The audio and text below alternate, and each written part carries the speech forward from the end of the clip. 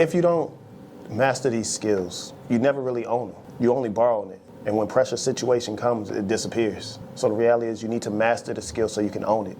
If you're a hooper or a parent of a kid who just won't stop dribbling the ball or does not want to put the basketball down and wants to develop, what does the process look like? This is for you. Because basketball is simple, but it's not. It's layered, it's nuanced, it demands skill, coordination, decision-making, timing, IQ. And so today we're going to cover 4 things that we use to take players from here all the way through their journeys. And most importantly, these aren't steps that you ever complete. They're not check boxes. They're layers of training that you just keep cycling through constantly, every day on your grind. You're coming back to these things and utilizing them to get yourself better. When you think of what we call it a process, throughout your career or journey through basketball, you're going to have a set of skills that you go to. You might learn some more sets, but you always kind of go back to the original ones and then you speed up. So if you think about shooting at every level, you're going to go back to some type of form shoot. And you're going to be in front of the rim, you're going to make a couple shots, then you back up. And you'll do that by the time you're 12, and you continue to do that most likely until you retire as a basketball player. And then after that, you play social league, you go back to doing that. You go back to doing that same rotation, same fundamental skill that you're going to always go back to, and that's the base skill. Okay, so coming into our first layer, we have our foundations. These tend to be kind of 2 things. This is your broad skill categories, which covers off the very basic how-to and why-to of particular skills. So this is your general sense of shooting form. This is your, how to do a layup. How to put this foot before this foot. If we're going to do this type of layup, this is where we need the ball to go, this is where we need your feet to go, and it's really just getting you to that base level of how to do a specific skill. And this is where our youth and beginner players spend a lot of time, and then our higher, more elite players might spend very minimal time here, but they still do spend time there, unless they are trying to learn something new. And so it's really just gaining that baseline understanding of what a particular skill is, how to do it on a base level, as well as why we would do it kind of along the way. And this couples with our second thing, which is our coordination. Okay, so even from beginner through to pro, we're constantly drilling coordination, continually trying to master our ability to control our limbs through space, connect ourselves to the ball, control that ball, manipulate that ball, and really hone in on that base layer of neural integrity that allows us to build layers of skill on top of. So number 1 is how to do that, how to do a skill. And number 2 is our general coordination, okay, and that forms the foundations of our process. The sad part about this is that a lot of players get to this point and it's the repetitive doing it over and over and over and over, and they get really impatient, right? The reality is you're just not supposed to do it one time. You're supposed to do it till you can't get it wrong, until it becomes second nature. And that's even, again, in our last video we talked about pound dribbling and dribbling the basketball. You have to start with the basic fundamentals, master those fundamentals, then you can add on. The reality, a lot of players are getting to spots where they see something on TV or they see someone doing an expert move and they go straight to doing that move and they forget the processes of getting them there. And then when they go to a game, the move never works. And that's where you see a lot of your separation from guys, that fundamental skill where they continue to do it, they do it well, and then they can use it in the game. Then they go back to refine it, then they use it in the game and they make it more effective. If you don't master these skills, you never really own them. You only borrow it. And when pressure situation comes, it disappears. So the reality is you need to master the skill so you can own it. So when those pressure situations happen, you won't disappear.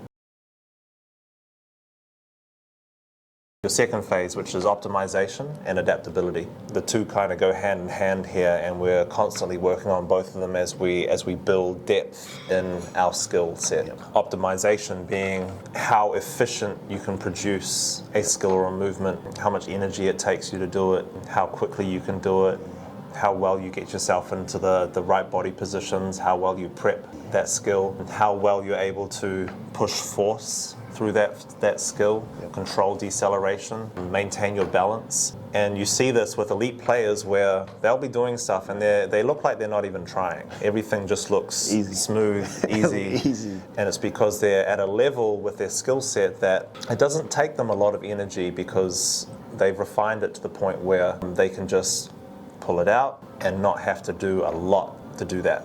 And so if we're going to go back to the example of shooting and layups, if your foundational level is your basic 1, 2, 3 phase shooting of this is how you should shoot the sequence, your optimization comes down to adding that layer of depth where you might have some personal body composition things, which, longer arms, this here, that there, where we're now tweaking according to your body type, your personality, really making that skill look and feel like your own based on how you were made. And while there are definitely consistencies across all of the work-ons we do, certain skills at a high level can certainly look slightly different from person to person. But really it comes down to optimizing how well we can control our skill, how well we can implement performance factors through our hips, our ankles, our positioning with our body. These layers we're constantly stacking on top of the foundational level to form a very tight, refined skill at the end range. With optimization, we layer that with our ability to adapt. No two moves are ever going to be the same. All defense is not going to be the same. The defense might rotate early, and you have to make another move. And through this podcast, we got the alarm going off, and we're not going nowhere because we love our fans. The building could be burning down, and when you see, we did not miss a beat. We didn't even turn until Zac turned around right there just to double check. I don't even know where I was at. I just heard the beep. Oh, we were live reps. Oh, yeah. Not all defense is going to look the same. Some defenses might close out short, and you're going to have to make an adapt on your jump shot. Some defenses might do long closeouts. Your shots are not shot the same way. Sometimes you might get to the rim. There might be somebody cut you off, and you're between the legs is going to be between the legs where you're lower with your arm out trying to protect it. You have to adapt around the rim. You have to adapt shooting with a hand in your face. You have to adapt every movement that you make. Have that ability to make small adjustments, micro adjustments based on, even though it's same skill, pretty similar read, but small differences in positioning and being able to adapt and adjust that skill on the fly is an important part. Then now we start to get into our execution. These are live, these are time shooting drills. These are drills that's going to actually put you under duress. Drills that's going to make you compete and move and sweat and think. These aren't just straight stationary catch and shoots. These are drills that's going to have to make you think about how can I change or speed up. Again, you have your one-on-one where you have constraints where you might have 1 or 2 dribbles, or you might do a game where you have 3 dribbles and you have to try to get a shot up. You might have a closeout drill where you have a passer, somebody's on the nail, and the other guy's on the 45, and we're swinging the ball, and now you have live shots where you're having someone close out at you. And these things are all amazing and good for you because you know what? It gives you an opportunity to go back and work on the things that you need to work on. So if I realize that, hey, I can make shots, I'm just shooting slow. So now when I go back a step, I can work on either getting lower, having my base wide, getting under that ball quicker, and bringing it to my 2 and to my through. And there's kind of 2 levels to the execution side as well. I actually have seen very few players actually able to do this really well, where you have your proper spotlight on, referees there, uniform on, game, being able to go out and have the assertiveness and confidence to just test out new stuff in that way. Struggle. It's hard because you have to layer that against whatever the box the coach has put around you, and being able to then prove one of your developing skills in that game through actually just throwing it out there and trying to execute it, take it into that. The next level, that realm of using it in the game. Yeah, the full game-ready environment, and that's always difficult. It is very difficult. Like there are times where, like, me, I want to do my tween step back, but I've never had an opportunity to do it. I have it in the toolbox, But I've never really just, again, when I was playing, majority of the time I was just faster than people, I'll just beat them. So I never had to actually use that, but it was a tool that I had. And so for young players, and again, we talk about this in our Meaningful Minutes, get on teams where you can play, where you can try out these things, where you can learn, where you can develop, because it's all part of you learning at 13, developing at 19. And what you do in between there, how many minutes you play, how many times you learn and mess up, is literally going to be your outcome.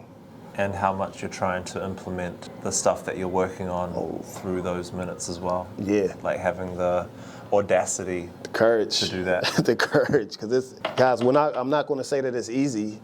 And for some of us, you might not have an opportunity because you're scared if you mess up, the coach might bench you. If it could be embarrassing. But the reality is, at pretty much 16 and under, man, you need to be out trying at least one time, try to do a move. If you've been working on that in and out, dribble the ball down the court, hit that in and out. Listen, you might lose it off your foot. You might make the move. You might fake the defense out. You might create a shot for someone else, but you never know unless you try. That leads us to layer number 4. Which is process awareness. Okay, what do I mean when I say this? The players that probably make the fastest improvements are actually the ones that are very, very okay with the small hits and misses that happen along the way. And in trainings, this means being pretty even-tempered when it comes to, or I wouldn't say even-tempered, I would say balancing that competitive spirit where we just want to bloody kill every drill, win at everything, do as best as possible, but having a really short-term memory where if we do miss a shot, if we do make a mistake, if we don't execute a skill right, it's not tied to our identity, it's not tied to anything, it just happens, we're pissed off. But being able to move through that into the next moment and really take that as information and feedback to execute better next time, that is one of the huge keys. Too many players dwell. They might miss 5 shots in a row, and now they're going to miss the next 10 shots because they're so annoyed about the last 5 shots. But the best players have the shortest term memory. They're able to miss those 5 shots, be annoyed that they missed 5 shots, but still enter into the 6th shot with confidence, with a clear mind on what they're doing. And being able to maintain that focus and have that awareness of the longer term vision, the infinite game about it, that's one of the huge keys. Yeah, definitely. It's understanding that as you go through your journey, as we're talking about, basketball is a journey. It is a marathon. It is something that is not going to happen overnight. The skills you're doing now or what you're doing now at 14, you'll probably start to see the fruits of that at 18. So the process throughout is a big part of it. You're going to miss shots. You're going to miss layups. You're going to miss defensive assignments. But like Zach said, it's the guys who can develop a short-term memory. I never want to say forget it and move on. Process it and move on. Process it quickly. Yes. Yeah. Process it quickly so that way we're not going to make that same mistake. And we're also not going to hold it against ourselves. Nah. To the point of insanity. Yeah, because again, you will, and it will consume you, and you will miss a portion of the game because you're so focused on that one missed layup or that one shot. No one shot is going to help you become the best shooter. No one shot is going to help you become the worst shooter. It's just the process of what you go through and how quickly you can literally learn it, forget it, but not forget it. Forget it in the moment and move on. Move forward. Yeah. Yeah. Again, just reflection and adjust in real time, quick. And those are the players that can do it amazingly. And still be competitive about it as they go. Yeah. Yeah. That's that balance. It's a never-ending process and cycle of I missed that shot. I missed it because I had no legs. Now I got to go run up and play defense. And now I'm going to be in a position to shoot that shot again and realize, okay, I didn't have legs that time, so let me use legs now. Miss or make, the outcome is going to always be, what am I doing next? And, here we try to teach kids, it's not about the miss or the make. It's about the process that you're doing right now. And once you get in a good process and you get into a position of, I understand my shot, I know what I need to do to shoot, I understand how I'm going to get my shot off, it becomes replicating that, and then that's where you build that consistency. So to summarize, as we go about the development process, we're constantly working within these environments, these layers. Like we need to be working on our foundations constantly, the coordination that underlies everything that we do. Like that base coordination is what you layer skill on top of. We need to be optimizing, like getting all the technical things that are important but also specific to us right, so that our body moves in the most energy efficient and productive way. Being able to be adaptable with our skill, where we can make small micro adjustments to a particular skill and still get it right, still get it, and still hit the shot, still make the play. And then we need to be able to execute it to a high level, and to do that, that translation from working on it 1 versus 0, making sure it's as tight as possible in that setting, to actually doing it on defense is reps. It's executing it against defense over and over and over again, developing that adaptability through seeing so many of those defensive coverages that are all similar but slightly different at the same time. Sometimes you need to finish here, sometimes here, sometimes here. So having that ability to execute, and then pulling it all together with an awareness of the larger process, and not getting too caught up in that specific moment, and having that long-term vision about it. Being okay with mistakes, being okay with losing, failure, but still being driven to win and succeed at the same time is crucial. And so if you can pull these things together, you have yourself a great framework for developing over that long term. Yeah, I mean, well, at the end of the day, it's your mindset and how you move through all of the layers throughout your whole career. Understand that you have to be patient. Understand that it's going to take time. Understand that you have to have intent, be intentional about it, and give yourself grace, because there's going to be a long time between being good, being not good, being good, being great. It is a process. Learn, develop. Appreciate you guys. Follow, subscribe. Yep. Hope to see you in the next one. Cool. That was a long one. Good, though.